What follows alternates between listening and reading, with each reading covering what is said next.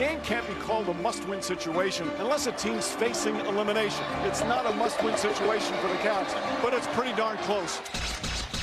What a shot from Jalen Brunson. Oh, what a pass from Anunoby. And the Cavs just stopped playing on that possession. The Knicks are now 1 win away from their first finals appearance in 27 years.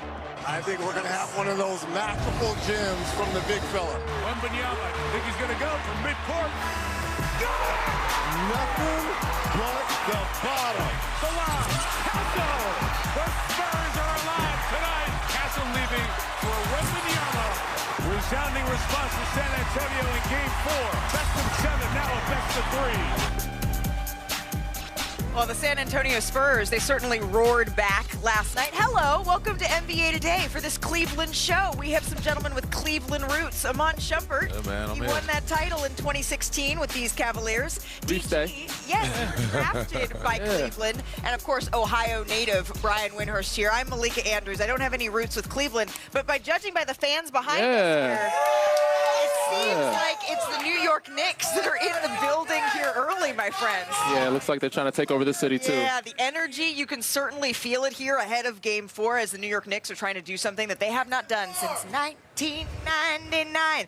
Josh Hart, Karl Anthony Towns, they spoke earlier at Shoot-Around. Let's take a listen. I don't really feel like we're that close because, this series is over. If we're blessed enough to move on, then I can answer that question. But if we start thinking of that now, then we start overlooking them, and they're a team that can get hot, that can play well, and turn this into a long series. So don't really got time to think of that until, you're fortunate enough to be in that position. I've talked to you before about we can't just meet the moment, we got to exceed it. And in those moments when we've had those closeout games, we've exceeded the moment. So, it's up to us again to go out there and exceed the moment again. I don't know, Brian, as we were walking out the other day, it certainly feels like the Knicks, they're doing everything they can to temper expectations. They're proud of what they've done, but at the same time, they feel like they haven't done anything yet. Danny, you've been in this position 4 times. You've gone to the NBA Finals 4 different times. Take us inside what the Knicks are feeling in this moment. I got to give a lot of credit to the coaching staff and Mike Brown, keeping them in that mind space. I know Kat had an interview after quarter 1 of Game 3. He said, I'm more pissed off that they got 27 points than we have 39. And, that's the mindset you have to have. Josh Hart, just, kind of living in the moment and not thinking about what's ahead. It's we got to close the series. When we close the series, then I can think more about it. With them being that focused, it's like that Kobe mentality. Yeah, back in the days when locked in, Pop had us locked in. We didn't think about the stage or what was happening or finals. Taking it 1 game at a time, not satisfied, job's not done. That's how they're approaching the game. That's how they got to stay focused and locked in. Yeah, I like their mindset. I like where they're at. When you're going into a closeout game, usually you want to just get things out the way. But when I look at this, I'm just like, can we get a game? Can we get a little competition going? Can we go back and forth? Can I enjoy New York and Cleveland for a little bit? Because I also want the Knicks or whoever comes out of this battle. You know what I'm saying? Bravo. I want whoever that comes out of this battle to be prepared. You don't want them to just be at home chilling and haven't really had any adversity in the Eastern Conference Finals. I just look at what they're doing over there in the West, and I say for the best matchup for basketball, I just want them to all be, well chiseled. Well chiseled. Well, despite you wearing all black, the Cavaliers are not done yet here, Shump. They're not done yet. They're on the mat, but they're not quite done yet. Yeah. We hope not. We definitely hope not. I'm a guy that's been on the wrong side of a bad record, and it meant nothing. So I understand they can come together. I understand what they can do with their locker room. I just, I expect more. I really do. I have been on their case, but it's because they have a good ball club. They just haven't performed up to standard. And I don't think that they believe that they have either, analytically. We're not doing that yet. Let's go over to the Western Conference here before we go down that rabbit hole, Iman Shumpert. Talking about wanting to see the Eastern Conference battle. Those are the nuns. We're certainly seeing that. That's what they need. And they're blessed. They were blessed here by the Salesian Nuns. Area 51, that connection early here.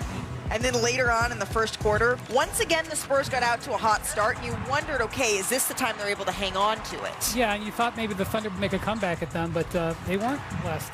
Yeah, it was certainly the Spurs giving OKC a dose of their own medicine. So are we calling this Area 51 or Area 59? After all last right. night. Oh no, I'm gonna get long off the show. court. All right, pre-game, Victor Wembanyama, he always, gets up some half-court heat. Messing around. They're not looking great. But in the game is when it matters the most. Victor Wembanyama, the final seconds of the first half here, pulls up. He makes it look easy. Got all the misses out. Got all his misses out. So here is Victor. Here's what he had to say about that shot after the game. Look at the rainbow. Those of us who watched you kind of mess around shooting half-court shots after shoot-arounds and practices, doesn't seem like you make a whole lot of those when you're messing around. I was just thinking shoot to score. I wasn't messing around at halftime. How could you not love that man? Love it. To the third quarter we go here. Castle, once again, looking for Victor Wembanyama. Upstairs. Castle's fingerprints were all over this game. Yes, they were. Castle was a superstar in the third quarter of this game, no doubt. Without a doubt. He just keeps bringing it. We talk about that level of competition. He has it every possession. He's screaming. He's happy for his teammates. When he made that half-court shot, Castle jumped into his arms like a little kid. That boy loved basketball. And the Nuns are loving it. It proved. Look at him. Look at him. Hey, he flopped. Nope, that's what you get. He Don't just flop. bounced it back there and said, somebody take it. Hey! By the way, this was uncharacteristic of OKC. Why would you? Don't sell it. They had 20 turnovers in this game. Yeah. Hey! They were the ones forcing the turnovers against the Spurs last This is night. pretty cool. You can see Victor leaning on Mitch Johnson. In the same moment, another generation, Tim Duncan leaning on the great Greg Popovich as the Spurs go on to win this game pretty handily. And Wemby's the first player Deja vu. to average 30, 10, and 3 blocks a game through the first 4 games of a conference finals since Tim Duncan. D. Yeah, that was in 2003. And before that, only Hakeem and Kareem have done this since blocks became official in 74. Let's take a listen to Wemby after the game. We didn't do nothing unexpected, but the truth is that we had never been in this kind of situation before. It was our first deficit in a playoff series, and we just responded, but it was nothing amazing. It wasn't magic. We just did what we needed to do, and the series is far from over. All right, so the Spurs, in all honesty, Brian, they came out and looked like a team that was down 2-1 and had to win. And yet, it's easy to take away more from this Game 4 than just that. They played with force and desperation. If they had gone down 3-1, yeah, I don't know, guys. I mean, Thunder are really good. To beat them 3 in a row, I almost thought this was a quasi-elimination game. I wasn't sure we were going to get from Wemby. We're still learning about him. He's still learning about himself. I thought he looked a little worn down in Game 3. Yeah. You know, he had 6 dunks in Game 1. Amazing, right? And the overtime, I know, helped that. Game 2, 1 dunk. Game 3, 1 dunk. I just didn't think he had the same force and burst. 4 dunks last night. And it's not all about the dunks, but it's about what they sort of represent, about his energy level. And I will say this. You can say that they're young and that they're inexperienced and they may make mistakes. They have repeatedly answered the call this year in these playoffs when they faced adversity. It happens in all 3 rounds, and it leads me to believe that they will be able to do it again if they face it again. I was with you, Brian. I was a little concerned about his fatigue because it starts and stops with him. Like, if he doesn't play like the best player on the floor night in, night out, they don't have a chance. And you've seen in Game 3, I think he had 12 points through most of the game. He kicked it up in the 4th quarter, but if he doesn't start with that and force his power on the game, it's going to be tough for them to survive. They're going to need that, especially on the road in Game 5 at OKC. And those other guys, he empowers and feeds into those other guys to play at a high level, especially defensively. Castle, Harper, they're going to need some bench production, of course, but it starts with Wemby. I don't think that he's tired. I think it's just one of them things that he doesn't really know where to assert himself. You remember he had that He'll be Isaiah Hartenstein. The other day he had that quote where it was interesting. He said, I need to find a way to make my teammates better, and I need to do that. And I think we took it as he's going to be looking for them more. But I think it was just action-based. He understands that, hey, I need to be in the right position. I need to sprint to screens. He was sprinting to screens. He was sprinting the floor. He was aggressive early on and saying, give me the ball, kind of yelling into their ear, so to speak, to say, hey, give me the ball, trust me, I'm going to get us going. And I think that assertiveness is what won in the end. So also on the Spurs defense on SGA, they doubled him less in this game. And late. which was interesting. Picked and chose moments when to do so. I think it was more like it seemed like at the end of the shot clock mostly where they didn't leave right away. Everybody stayed home, and then randomly, if you brought in action late, under 8 seconds, 10 seconds, they ran and jumped at you, and it wasn't always a closed trap. It was a trap, but we're kind of going for the passing lanes. No. One of the most important stats in this game is Alex Caruso, who was shooting 60% on threes. Yeah. Non-existent. He only took one shot. Yeah. It wasn't that he had a bad game. He had a non-existent game, and that is the byproduct of not doubling Shea so hard on the perimeter and staying attached in front of people. And I'm going to tell you something. One thing, Malika, the Spurs didn't play a perfect game. They only shot 38%. Yeah. They only shot 27% from three. Yeah. This game was won at the other end of the court. Defensively. No Jalen Williams and no A.J. Mitchell really narrows the ball handling. The Thunder's offensive production margin for error. And we saw it all the way through that whole game. And it certainly puts even more on Shai Gilgeous-Alexander's shoulders if he is having to take those ball handling responsibilities. And so the question, it turns to game 5, because on the one hand, OKC has home court advantage back, so they should feel good about that. But if they're not healthy, we see what the San Antonio Spurs team is able to do. Let's bring in our senior insider, Shams Charania, here with more as we look towards game 5. Shams, are we there? Are we there? I think Morning, Shams. Where's the motorcycle there jacket? Oh, yeah. No, he's dressed up today. Motorcycle jacket today. Shams, what more can you tell us about the status here of both Jalen Williams and A.J. Mitchell as we look towards game 5 in Oklahoma City? Woo. Malika, the Thunder are still evaluating both Jalen Williams and A.J. Mitchell on a day-to-day basis. J-Dub, a.k.a. Jalen Williams, we know he suffered a second injury to that same left hamstring in just under 1 month. I am told that he is making some progress in his on-court workouts. He's starting to do more and more. A.J. Mitchell, on the other hand, he's been dealing with right calf tightness throughout the playoffs, and then he was diagnosed over the weekend with a right calf strain. Both of their statuses are very much up in the air for Game 5 on Tuesday night, both dealing with soft tissue injuries. We know the Oklahoma City Thunder as an organization always look at the long-term approach, and when you think about these soft tissue injuries of hamstring as well as a calf, these typically are not just day-by-day injuries.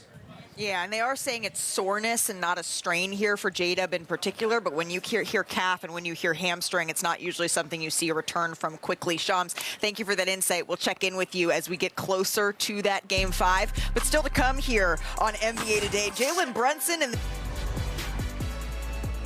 NBA Today is live from Cleveland. We're counting down to Game 4 of the Eastern Conference Finals, and tip-off is less than 5 hours away. The Knicks, they're on the verge of a sweep. They're up 3-0.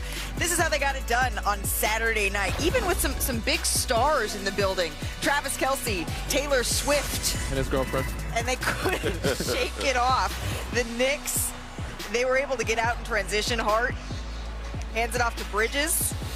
Gets the layup to go there. Hold on, let me push it. Let me push the offense. Bridges looking. I see you. Finds Landry Shamet. The microwave. No thought. 7 of 8 from 3 in this series so far. No thought for him. The New York Knicks, they scored 16 points in transition in the first half. Only 2 points for the Cavaliers. And then there was Jalen Brunson. The Brunson burner was fully turned up here. Very productive third quarter in this one, Danny. Yep. Get into that left hand. You know it's automatic. And every time he gets James Harden in isolation. Eyes light up. Yep. So does the rim. Nails the step back there. And then Brunson finds Mitchell Robinson. A little alley-oop slam there. One team's playing at a different speed than the other team. Yeah, and Brunson scored or assisted on 14 points, by the way, in the third. And then the Landry mat, it was open. Oh, I like that. Put him in a spin cycle. In the microwave. Keep going. What else you got? Stay hot. Step back. Cycle done. The Knicks, they win their 10th consecutive. Is anybody going to guard him? No, he's like, nope. Like the white flag has been Here's Brunson waved. after the game. I think most importantly, we obviously had that Knicks man up mentality. But we have a bunch of individuals in that locker room who work really hard. And they're very psychotic about their work and the things they do, and making sure that their minds that they're ready physically and mentally. So when their number's called and when there's time to go out there, they're ready. All right, the numbers have been a big topic of conversation this series, so let's look at the Knicks numbers here. They rank first in basically every statistical category here this postseason. Scoring, field goal percentage, three-point shooting, scoring differential. The list goes on and on. When you're number one in that many things, you need a Hall of Famer to talk about you. And that's why we have our Hall of Famer, Mark Spears, here joining us on set in Cleveland. Mark, you have covered a lot of New York Knicks teams over the years. You've covered good New York Knicks teams. You've covered New York Knicks teams that struggle. What has separated this group from others that you've seen? You know, this morning, Kat was asked about only Brunson being on the All-NBA team. Yeah. And he said, well, it's because we play defense. And I think that's the difference with this Knicks team is they're a defensive, everything. Right. Like an NFL defensive team, the way they're playing. And the thing is, it's not just Kat. It's a collective. Like, Kat's like 6th in defensive rating. McBride is 4th in defensive rating.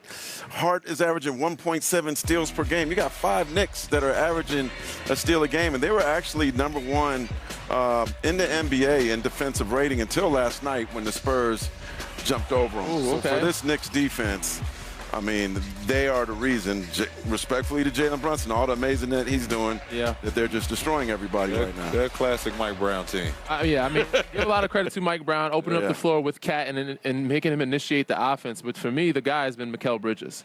Like, he's been all over the place, right time. There was a point there in the Atlanta series, we weren't sure if he was happy. They're going to lose him. He's at the end of the bench, not looking happy. As you see in this tape, you know, he's getting in the paint, driving, kicking, finding guys, relocating, working the dunk area, setting some screens. As you see, Jalen Brunson sees this. This is their offense now. They got Kat being the point guard. Now he sees a mismatch. It's him and Jared Allen. They're putting a big man on him. He's like, all right, you going to put a big man on me? I'm going to go to the basket. Use a little wiry strength right here. Get the guy above him. Flex, show a little bicep muscle on the way in. So, yeah, now he got the full court. They're pressing. He's like, all right, I can bring the ball up too. This is what I can do. We make a mistake. Press me, press us. We're going to find it. We're going to push the break. Let me come into an offense. He's moving fast, setting a screen for Kat. Slips out. Donovan Mitchell knows he's a smaller player. Little easy layup. Just him doing these little things and playing hard has made him so effective and efficient. 86% on layups and dunks. And in that mid-range, he's damn near the same because he's knocking down that mid-range at a high clip. It really engages him more that he's not just standing in the corner and waiting for threes. Absolutely. Like, look, in this offense, we're going to put you on the move. We're going to let you do your things. And when you get in transition, don't just pass and run to the corner. Go to the basket, create. Like, I think all that, I mean, he has always had that in his game, but they've sort of ignited that in him. Yeah, he's put emphasis on it. You see him a lot, like getting on the breakaway, using them hamstrings, getting out, stretching out, using his height, using his length, getting to the basket. But I always liked him within cutting. Yeah. If he can cut, if he can set those back screens, pop in there, that you see the double coming, he needs to be the guy. Him and Josh Hart are good at that, getting into that open area and making something happen out of nothing. There's been some discourse that the championship game is being played, the championship series has been being played out west right now between the Oklahoma City Thunder and the San Antonio Spurs. The way that these New York Knicks are playing right now, if this is the New York Knicks team that shows up, I'm not sure that's true, Iman. Yeah, the championship is going to be tougher than people once imagined it, just because we finally have a couple of teams that are making adjustments and not making adjustments game by game. This is in the game action right now. Third quarter, we coming out. We're not doing that no more. Now what's your move? This is real chess out here right now. Let me speak to this very quickly. Yep. Yes, the Western Conference has been a harder run. Yeah. Yes, the Knicks have gotten a Philly team that was banged up, tired, and maybe a little bit satisfied, and a Cavs team that was tired and a little bit satisfied. But they're beating all these teams. They're crushing them. They've won these 10 games by 250 points combined. It'd be one thing if they were barely getting by. They're taking their competition and they're destroying it. Historically, when you destroy competition like that, it means you're a championship-level team. And the two teams in the West are destroying each other. Right. And so we'll see if that rest versus rust comes into effect once again here. And speaking of, coming up here on NBA Today, Oklahoma City, they were uncharacteristic. The NBA Today, presented by Haagen-Dazs. Iman, the Spurs, they really put the clamps on the defending champs last time, and they contained SGA pretty well. Yeah, they kept a hand up, they kept a hand out. They was in passing lanes, they was in his handle. Every time they got at the end of the shot clock, they sent a little bit of a double, but a double that was conscious of the pass. They wouldn't let him get his guys going. You don't see Shea score less than 20 very often, but this has not really been Chet's series. Well, when you're going up against that at the rim, I don't blame him. But he was awesome the first 2 rounds, and now he keeps running into number 1. Wide open look here at 3, and it's just a little bit off here. Holmgren, he's only averaged about 11 a game in these West Finals, and to your point, he averaged 18 in those opening 2 rounds here. And then the Thunder, this is usually what we see the Thunder do to other teams. The Spurs were turning them over here, Danny. Oh, yeah. Yep, getting active, deflections. Look who's handling the ball. Hey! Wemby finishes with the jam there. Physicality. You got to stop selling calls, because we don't care. This is what happens. This is what happens when you sell the call. Hey! That's what happens when you sell calls. Stop selling calls. You stronger than that. I know you stronger than that. Well, the Thunder, they allowed 25 points off those 20 turnovers, and they lost that game here. And the Thunder, they only scored 82 points here. That's the fewest in a playoff game by a team with the best record in the NBA. Yes, I know that's a little convoluted. Since Miami in 2013. That was also against the Spurs. Yes, you know, it was, a little defense over there. Let's take a listen to head coach Mark Daigneault after this blowout loss. That's the trick. You know, I think when you play 12, we've played 12 playoff games. When you play 12 playoff games, they're not all going to be masterpieces. So as much as you want to win, there's nights where you just don't have it for whatever reason. Yeah, they just punched us in our face early. It's 2 games in a row. They've come out the aggressors. You talked before about priding yourself on making your teammates better. Just what are some things you think you can do to help get Chet a little bit more involved offensively? Yeah.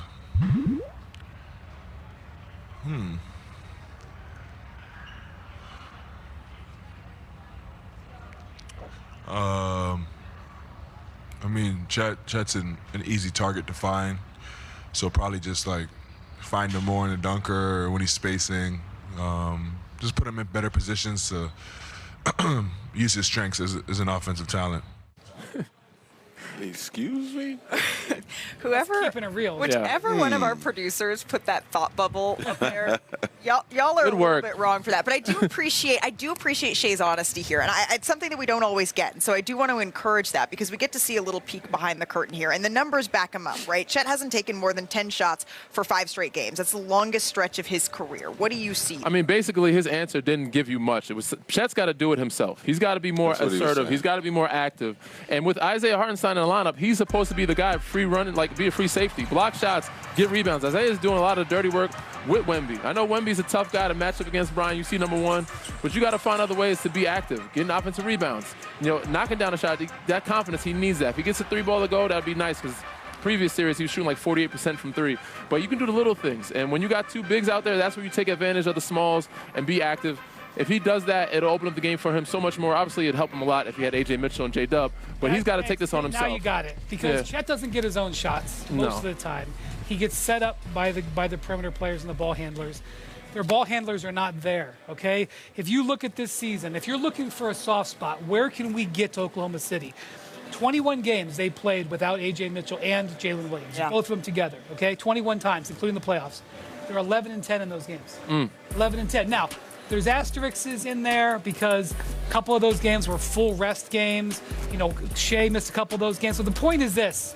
When you don't have 2 of your 3 main ball handlers, your entire offense is going to go downhill, and Chet Holmgren gets pulled down with it. So you can yell at Chet if you're a fan. You can say do more. But part of it is they don't have these 2 guys. And in all honesty, if I were the Knicks, I'd be listening to Sham's injury reports very carefully on those 2 guys because it didn't sound good to me the rest of this season. Yeah. It's going to potentially impact who you might play, what the quality might be when they get there. Chet's got to do a little bit more. He's got to. I'm sorry. I get it, though. For Jalen Duren, right? Like the handle, the ball handlers not being there. They're going to hit him for some sprays. They're going to get him some easy ones. But it's a lot of these. It's rim running. It's effort. It's knowing that Wemby is going to try and block this shot, so now I get a free run at the rim and I can get me a tip dunk. It's knowing that you can set a pin down and they're going to have to flex a little bit more if one of my guys get hot, and I'm going to dive down here and try and get a quick one. You have to find ways to be out here and be aggressive, to go a whole game and say, when you look up and say, man, I only got about 10 points, knowing that you got guys down, you got to pull a little bit more out of you. So I think that SGA didn't want to disrespect him as a teammate, but he is trying to challenge him in the same sense to say, hey, man, we need something out of you, and I can't do it for you. I can't do it for you. I'm not even 7 feet. I think right now SGA is like hoping for a miracle for AJ or J-Dub. AJ's had this incredible series, man, this incredible breakthrough season. He's actually established himself as the #2 scorer for the Thunder. 20, they're like 10-1 when he scores over 20 points per game. He helps Shea out by his driving, by his spacing, and he's also a great defender. Yeah. So, but when J-Dub goes out and he moves to the starting lineup, then that means that great bench, their superpower, gets a little lesser. Now he's out. Case and Wallace is in the starting lineup. Yeah. That's really destroyed the big superpower for the Thunder is their bench. Yeah. And that's something I don't think has even really been talked about much is now, like, once they go to the bench, not a lot of firepower right now. The depth of the Thunder has been something that has been one of their superpowers, and now with 2 key guys down, that's something that's certainly going to play a factor here for OKC as the series shifts back to Oklahoma City. But on the Spurs side, I loved this last night, right? Did you guys see what De'Aaron Fox, he told our friends on NBC, Maria Taylor and the crew on their post-game show after the game? Yeah, he said that it was El Jefe himself. He said that it was Greg Popovich that gave them a speech that said that we need to get this done. So for more on that, let's bring in our reporter covering this series, Michael C. Wright. Michael, what exactly happened there? Because I just love that Greg Popovich kind of infused himself back in that role. Well, let me take you back to last season, Malika, when Pop was recovering from the stroke. When he addressed the team for the first time, Keldon Johnson was telling me about the whole thing, and he said, when Pop walks in the room, you shut the F up. And that's exactly what happened after Game 3. Pop came in there, the whole staff was in there, all the players, General Manager Brian Wright was in there, Mitch Johnson, everybody. And he basically told them, hey, this is BS. Like, what we're doing right now is not San Antonio Spurs basketball. And basically, look, you just had a 60-win season, and this is how you want to go out?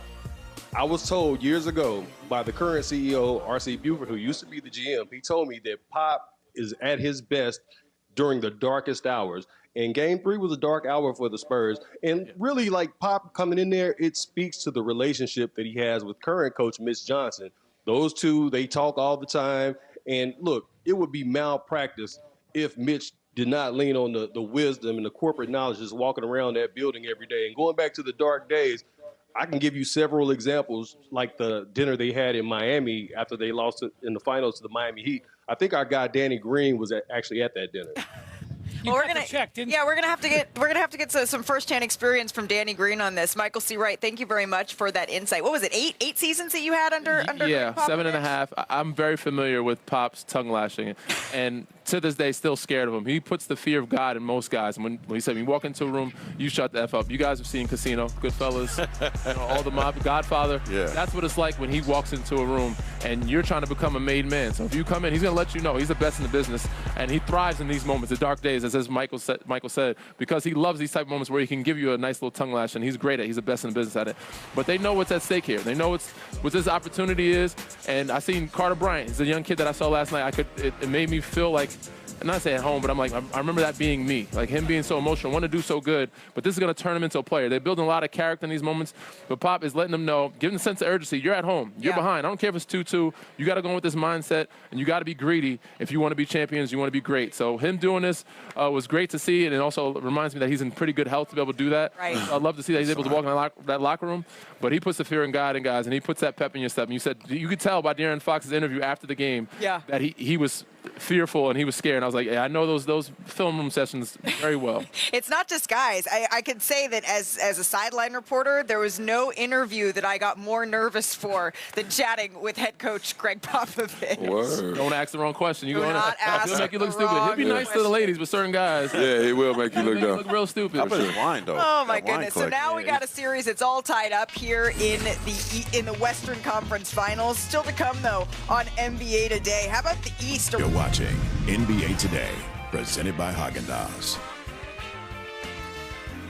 It is a gorgeous day in Cleveland. We're getting you set for Game 4 of the Eastern Conference Finals. So what do you say, gentlemen? Let's get out and run as the New York Knicks, they're on the verge of a sweep here. And let's start with the head of the snake, Jalen Brunson. He had his 26th career 30-point game in Knicks playoff history, the most in franchise postseason history. Shump, what has he shown you so far?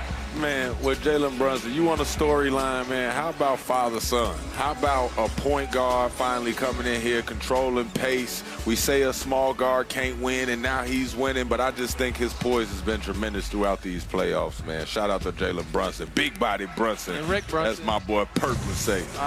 And then there's Karl Anthony Towns, the facilitator, right? Because off his passes, the Knicks are shooting 70% this postseason, the best since 2015, according to our tracking. Mark, what growth have you seen in his game? Well, I met him at the Hoop Summit 11 years ago, now 11 years later. He's had a lot of ups and downs in his career, but this tri-state area guy is excited about getting to his first NBA Finals. But he says he's got to focus on today, not tomorrow, and he never takes anything for granted. Certainly that focus is going to be necessary here in a closeout game. Mikal Bridges has been fantastic this series. He's averaging just a hair under 20 a game on a wild 69% from the field, the third best over an 8-game span in a postseason in the shot clock era. So, Brian, is this what they envisioned when they traded those 5 picks? They definitely envision an impact guy. And I'll tell you one thing, and you wouldn't believe it, but he's actually taking 5 fewer shots per game in this playoffs than last playoffs. Guess what? He's shooting 20% higher. Wow. That's efficiency. Mr. That's Efficient. been part of the change with Bridges this offseason. Let's round this out with OG, Agugwa OG. Return for the conference finals, and he's been a scorching from 3. 51% on threes this postseason. Danny, you know a thing or two about hitting threes. Is this the best playoff run he's ever had? Definitely. And, I mean, he had some good runs in Toronto. He was a youngin' then. But right now, he's a super vet. He's able to take his time, coming back from injury, knock down these shots, be in the right place at the right time, getting a little more comfortable attacking the basket when they double Jalen Brunson, try to dunk over some people, try to get James Harden one time. But he's being that floor space that they need, and he's been doing that throughout the whole playoffs. Is why they've been able to win at a comfortable scoring differential. When you look at the scoring differential, that 225 points during their 10-game win streak is the best scoring over a 10-game span in NBA history. By the way, that includes the regular season and the playoffs. And of course, we are here in Cleveland for Game 4 here of the Eastern Conference Finals. But nationally, today is Memorial Day. And today we recognize those that have served, those that have died for our country. Here on NBA Today, we just want to say thank you. Thank you to all of our veterans. Thank you to all of our families that have served here and have supported over the years. And one of the programs that the NBA and WNBA works closely with, it's called TAPS, the Tragedy Assistance Program for Survivors, that cares for all those grieving the death of a military or veteran loved one. And it creates opportunities all over the country for the last 12 years. And these events, these interactions, they allow bereaved families, military families, to honor and celebrate the life, the service of heroes with their favorite players, their favorite teams, their favorite sports. And these moments, they mean an incredible amount here. And we've had many decorated athletes here joining the show. And today I'm so honored to welcome General Martin E. Dempsey to NBA Today. And General Dempsey, I'd just like to read some of your accomplishments here. You're the 18th chairman of the Joint Chiefs of Staff, special advisor to the NBA. And you also are one of the people who connected the NBA with the TAPS program. Can you tell us just a little bit more about that?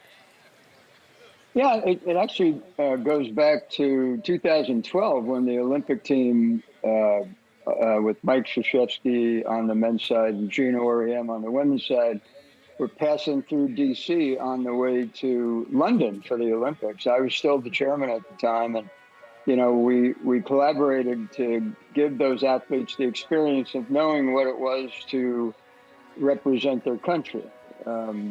And one of the ways we did that was connecting them to, the children of those serving, but also then to the survivors of the fallen through this organization called TAPS. And it really made an impression on the athletes, but it also made a wonderful impression on these, young children who had recently lost a loved one in their lives. So it has become something that we've tried to continue to do every year. It's certainly a program that means so very much to so many. General Dempsey, you spent 41 years in uniform. Thank you so very much for your service. And now we're celebrating America's 250th birthday. I see there's so many fans that are out here enjoying Memorial Day baseball. What does Memorial Day mean to you in this moment of reflection? Well, Memorial Day is always the most solemn of holidays for me personally, and I think also for those who have served. We very much appreciate the support of the American people, both for those who go to war and come home, but also for those families who are left without a loved one because they've fallen in combat. And by the way, the NBA and by extension, USA Basketball have been wonderful to both members of the military through a program called Hoops for Troops, Commitment to Serve. We work a lot together.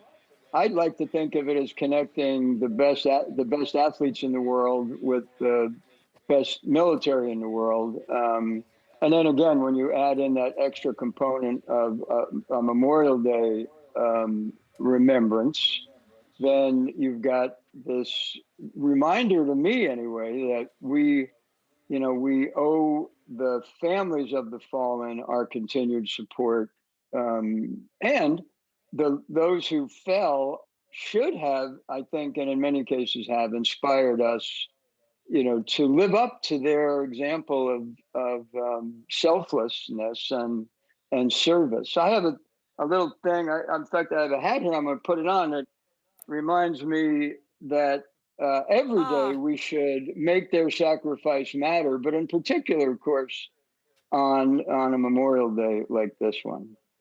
Absolutely. Make it matter. What a wonderful message to share with all of our viewers. Thank you for that, General Dempsey. Before we let you go here, I'm hoping I got to get in one quick basketball question here because you are on the board of directors. You're actually the chairman of the board of directors for Team USA, and we're here talking about the conference finals. Are you worried about Victor Wembanyama yet in 2028?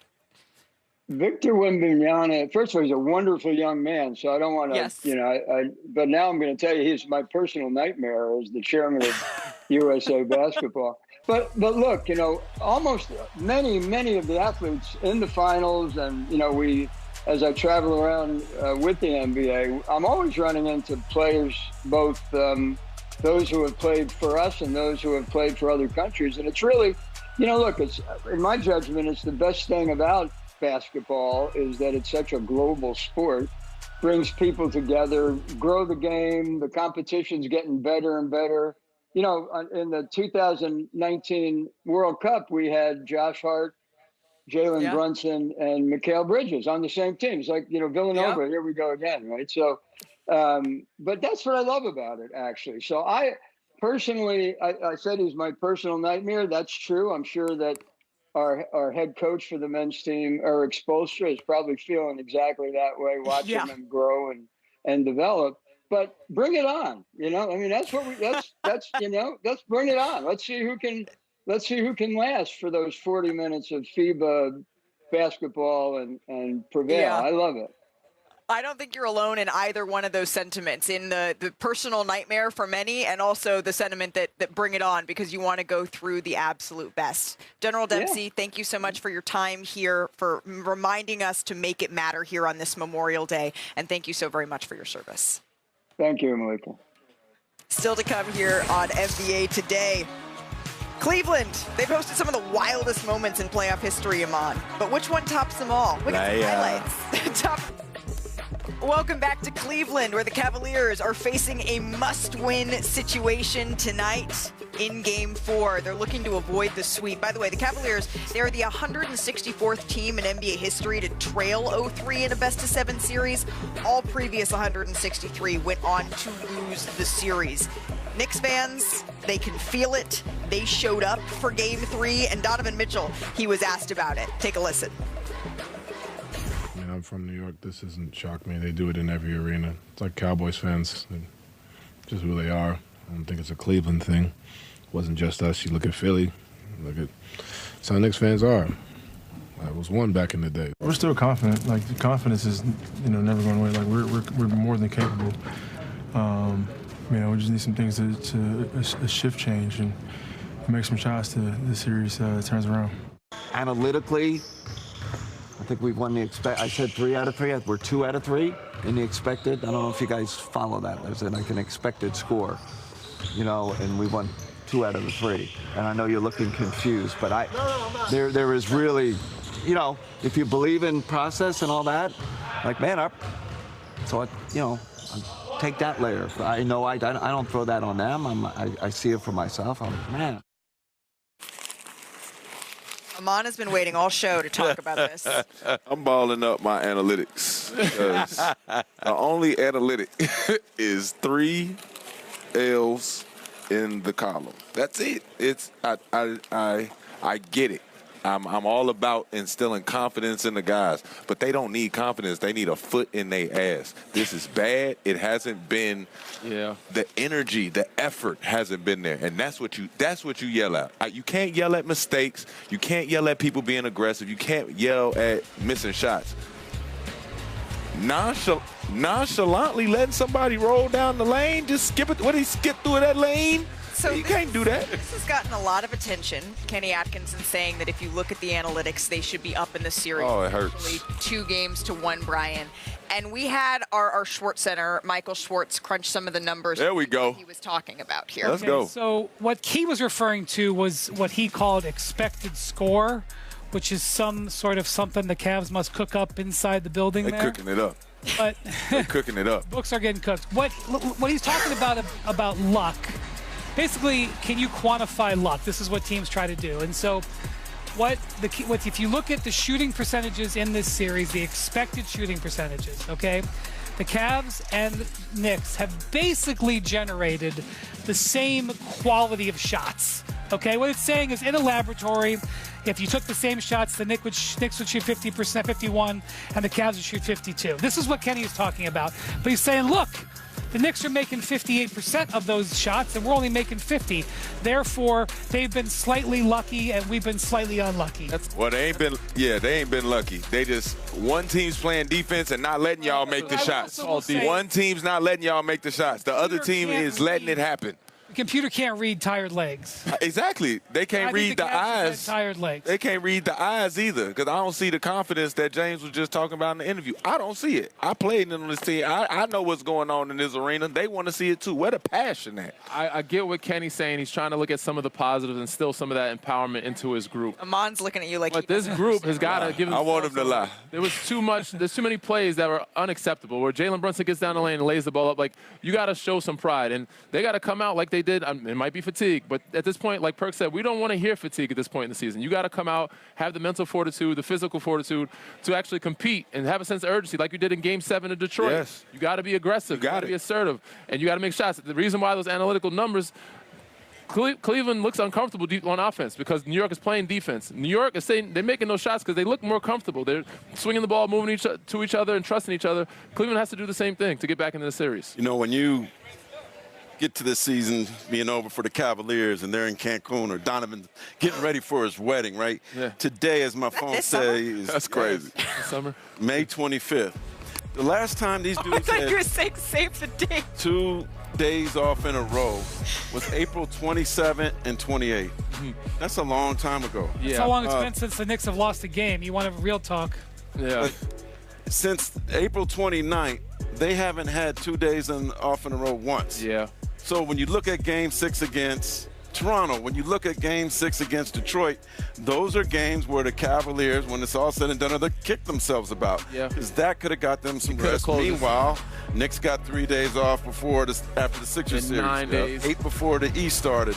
And they've been running for their life. Come on, man. End of the day. Since the end of April, and that's why I think they're in this position. For sure. now. End of the day, the Knicks are just a better team, and that's why a lot of people predicted the Knicks to win this series in 5 or 6. I thought so anyway. And Cleveland just doesn't have enough. With the fact that they are fatigued as well, combining on top of that, this is the outcome you get.